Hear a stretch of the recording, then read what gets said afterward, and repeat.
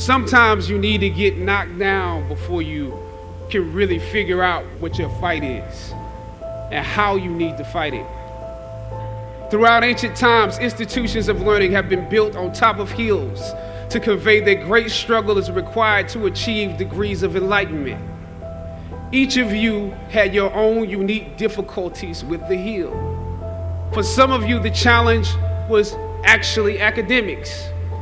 When you hear the words magna cum laude, you know that's not you. That's not you. You worked hard, you did your best, but you didn't make A's or B's, sometimes C's. You never made the dean's list, but that's okay. You're here on top of the hill. And I want to say something to that.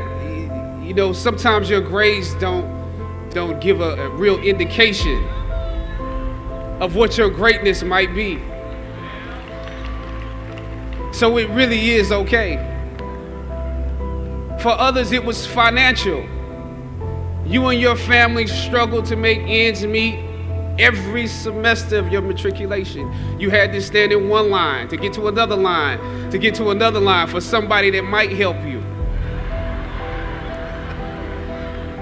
You had to work an extra job or two, but you're here. For a lot of you, not all, but a lot of you, your hardest struggle was social. Some of you never fit in. You were never as cool and as popular as you wanted to be, and it bothers you. So your social struggles here became psychological. Even though you made it up the hill, you carry the baggage of rejection with you, but you're here. Or some of you went through something traumatic. You made it to the top of the hill, but not without scars and bruises. Some of you fit in too much. You were on the yard rapping on your frat block when you were supposed to be in class. Or you got caught up in the DC party life. You carry the baggage of too much acceptance.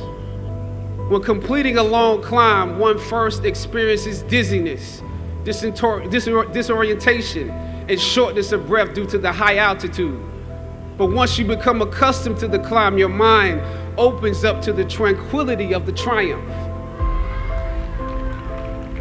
Oftentimes, the mind is flooded with realizations that were for some reason harder to come to when you were at a lower elevation. At this moment, most of you need some realizations because right now you have some big decisions to make. Right now, I urge you, in your breath, in your eyes, in your consciousness, invest in the importance of this moment and cherish it. I know, savor the taste of your triumphs today. Don't just swallow the moment whole without digesting what has actually happened here. Look down over what you conquered and appreciate what God has brought you through. People want to know how to stop the laziness, and they want to know how to stop the procrastination. And they have some idea in their head, some kind of a vision of what they want to do, but they don't know where to start. They don't know where to start it. They don't know where to start. And I think most people that are miserable or that are really like dying to be great and dying to have more, we want to change. We want to live a better life. We want to create more for our families. We want to be happier. The desire is there. Just do it. Just pick up a camera and start shooting something. Don't wait to be asked because nobody's going to ask you. And don't wait for the perfect conditions because they'll never be perfect. It's a little bit like having a child. If you wait until the right time to have a child, you'll die childless. And I think filmmaking is very much the same thing. You just have to take the plunge and just start shooting something. Even if it's bad, you can always hide it, but you will have learned something. Wisdom uninvested in labor is wasted. Attitude, even the highest of attitude, which is faith. Faith uninvested is wasted, produces nothing. So the name of the game is not faith. The name of the game is not philosophy. The name of the game is to put faith and philosophy into activity so that it starts making progress. So if you want to make real progress, then you really got to look at your life in a different way. You got to say, I got to take control of this process and not just hope it's going to work out like people do who make a resolution. Being able to make the right choices in your life. Being able to go down the right path and not the wrong path. And even if you make that mistake and find yourself in a position that you really didn't want to be in, don't be so hard on yourself. As long as you had the right mindset and the right intent, you can learn from that and build from that and continue to push forward and move on. Every day, making yourself stronger and faster and more flexible and healthier. Reggie Jackson struck out 2,600 times in his career, the most in the history of baseball. But you don't hear about the strikeouts. People remember the home runs. Fall forward. Thomas Edison conducted 1,000 failed experiments. Did you know that? I didn't know that. Because the 1,001st was the light bulb. Fall forward.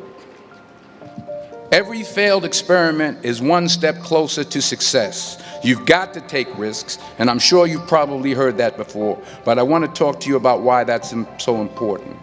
You will fail at some point in your life. Accept it. You will lose. You will embarrass yourself. You will suck at something. There's no doubt about it. And I know that's probably not a traditional message for a graduation ceremony, but hey, I'm telling you, embrace it, because it's inevitable. And I should know.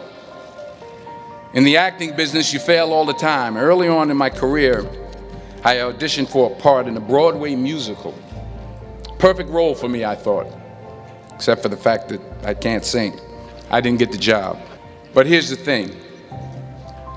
I didn't quit. I didn't fall back.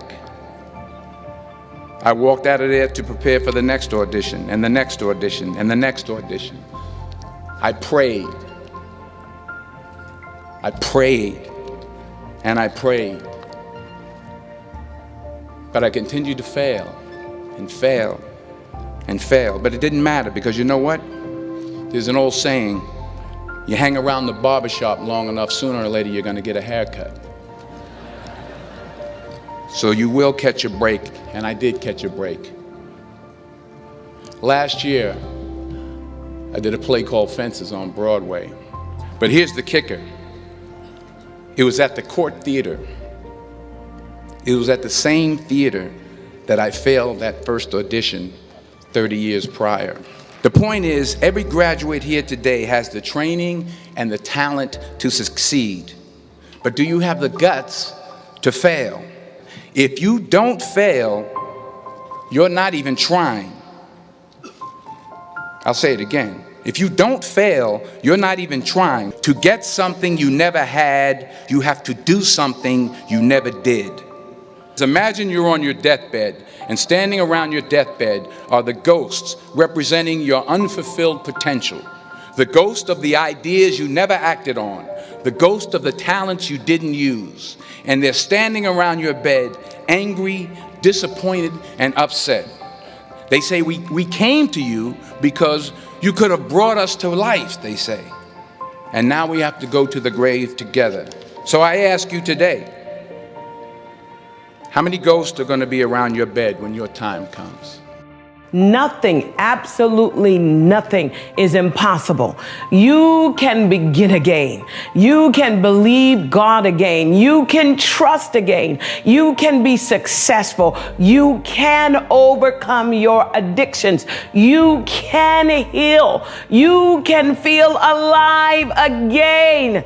This is when you realize that those things are possible. You are getting a breakthrough. So I want to encourage you right now, don't give in, go for it. Don't give up, don't throw in the towel. And even if your back is up against the wall, even if you are on the ropes and you are receiving a rope-a-dope financially, listen, you got to fight back. You don't get in life what you want, you get what you fight for. And when you decide that my future, my health, my marriage, my freedom, my happiness, my joy, my peace, my children is worth fighting for, you are securing your breakthrough.